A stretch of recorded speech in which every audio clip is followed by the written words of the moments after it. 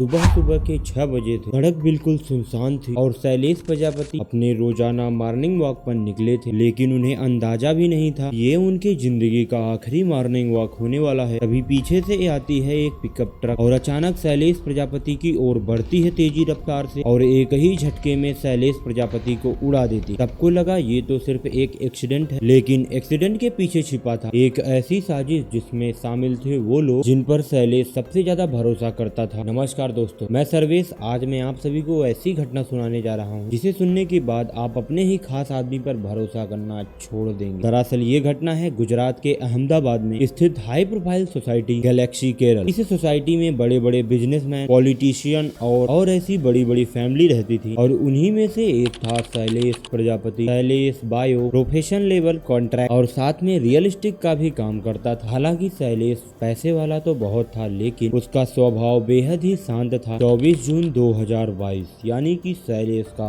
आखिरी दिन। रोज की तरह शैलेश अपने घर से मॉर्निंग वॉक पर निकले। सड़क बिल्कुल खाली था, ट्रैफिक बिल्कुल। तभी अचानक से पीछे से आई एक पिकअप ट्रक शैलेश को इतनी जोरदार टक्कर मारी कि शैलेश सड़क से कई फीट दूर जाकर गिरा। राहगीर ने जब यह देखा तुरंत शैलेश को उठा करके हॉस्पिटल ले गए। हॉस्पिटल में ले जाने के बाद डॉक्टर ने उन्हें मृत घोषित कर दिया और सबको लगा ये एक सिंपल एक्सीडेंट है, लेकिन इस एक्सीडेंट के पीछे का राज सुनने के बाद आपके खून खौल जाएंगे। और उसके बाद पुलिस वाले भी अपनी फॉर्मेलिटी पूरी की और बॉडी को फैमिली को सौंप दिया और केस को यहीं पर क्लोज कर दिया गया। लेकिन कहानी यहीं खत्म नहीं होती, यहीं से तो कहानी शुरू होती है। दरअसल जिस रोड पर शैलेश का हादसा हुआ था वहाँ पर लगे थे सीसीटीवी कैमरे। किसी ने ये फोटो सोशल मीडिया पर डाल दिया और देखते ही देखते वो वीडियो वायरल होने लगा और बड़े बड़े पुलिस अधिकारियों के पास वो वीडियो जब पहुंचा और उस वीडियो में साफ दिखाई दे रहा था कि शैलेश रोड के ही एकदम साइड चल रहा था और रोड बिल्कुल खाली थी। ट्रक चाहे तो साइड से भी निकल सकता था, लेकिन ड्राइवर सीधा शैलेश को ही हिट करता है। यानी ये कोई एक्सीडेंट नहीं था, ये सिर्फ एक प्लान मर्डर था। उसके बाद पुलिस के जब बड़े अधिकारियों के पास यह वीडियो पहुंचती है तो वो ध्यान से देखने के बाद पुलिस ने शैलेश के केस को रीओपन किया और स्पेशल इन्वेस्टिगेशन टीम बनाई और सभी सीसीटीवी फुटेज खंगाले गए। सीसीटीवी फुटेज में दिखा कि शैलेश के पीछे एक शख्स चल रहा है। कुछ दूरी आकर के वह रोड के किनारे खड़ा होकर के पिकअप ट्रक में बैठ जाता है और कुछ देर बाद वही ट्रक शैलेश को हिट कर देता है। इससे क्लियर हो गया कि ये प्लान मर्डर था। उसके बाद पुलिस वाले शैलेश के घर पहुंचे और फैमिली से पूछताछ करना शुरू कर दिए और शैलेश प्रजापति के बीवी शारदा प्रजापति से भी सवाल की पुलिस, क्या आपके पति से किसी से दुश्मनी थी या बिजनेस का कोई झगड़ा? परिवार वालों ने सीधा सीधा कहा कि शैलेश का किसी से कोई विवाद नहीं था। उसके बाद पुलिस वालों ने शैलेश के कॉल डिटेल एंड रिकॉर्डिंग निकाला। शैलेश प्रजापति के फोन में कई नंबर थे, लेकिन एक नाम जो सामने आया, नितेश प्रजापति, जो शैलेश का बिजनेस पार्टनर था। पहले वो दोनों रोजाना बात करते थे, लेकिन पिछले 2-3 महीने से अचानक सब कुछ बंद हो गया है और पुलिस वालों को शक हुआ कि शायद बिजनेस का कुछ मैटर रहा होगा। लेकिन आगे की जांच में पुलिस ने देखा कि शैलेश और नितिन की बात भले ही बंद हो गई थी, लेकिन नितिन और शारदा यानी शारदा शैलेश की पत्नी नितिन से कई घंटों तक बात करती थी और जब शैलेश की मृत्यु हो जाती है उसके बाद भी शारदा और नितिन की बात खत्म नहीं होती। वो दोनों का सिलसिला ऐसे चलता रहता है और ये सब देखने के बाद पुलिस वालों को पता चल जाता है। उसके बाद पुलिस वालों ने सोसाइटी में पूछताछ की तो सोसाइटी वालों ने बताया कि शारदा और नितिन की बीच की नजदीकियां थी। जब भी शैलेश घर पर नहीं होता था नितिन उसके घर पर आता था। उसके बाद पुलिस वालों का शक नितिन के ऊपर हुआ। पुलिस वालों ने नितिन को गिरफ्तार कर लिया। कड़े सवाल और कॉल रिकॉर्डिंग के सबूत सामने रखने पर नितिन टूट गया। उसने सब कुछ कबूल लिया। हाँ, मैं और शारदा एक दूसरे से बेइंतहा मोहब्बत करते हैं और हम दोनों ने मिलकर के शैलेश की हत्या का साजिश रचा था। उसके बाद पुलिस ने भी शैलेश के पत्नी यानी शारदा को गिरफ्तार कर लिया। दरअसल नितिन जो है शैलेश का बिजनेस पार्टनर था और बिजनेस पार्टनर की वजह से घर में आता जाता था और वहीं से शारदा और नितिन की दोस्ती शुरू हुई जो अफेयर में बदल जाती है। ये शैलेश को पता नहीं चलता है और धीरे धीरे कुछ दिन बीतने के बाद शैलेश को शक हुआ तो उसने अपने कमरे में हिडन कैमरा लगा दिया। उसके बाद जब उस कैमरे की रिकॉर्डिंग देखने के बाद उसकी रूह कांप जाती है और उसका वीडियो में जो सच्चाई थी उसे उसने पता चल गया। उसके बाद वो शारदा को ये वीडियो दिखाया। उसके बाद शारदा ने अपने ही पति शैलेश से माफी मांगी और कहा कि अब मैं नितिन से कभी नहीं मिलूंगी। लेकिन हकीकत में शारदा और नितिन की रिश्ता अभी खत्म नहीं हुआ था। उसके बाद शारदा ने नितिन को फोन लगाया और बताया कि शैलेश सब कुछ जान चुका है और उसके बाद दोनों ने मिलकर के साजिश रचा कि शैलेश को कैसे रास्ते से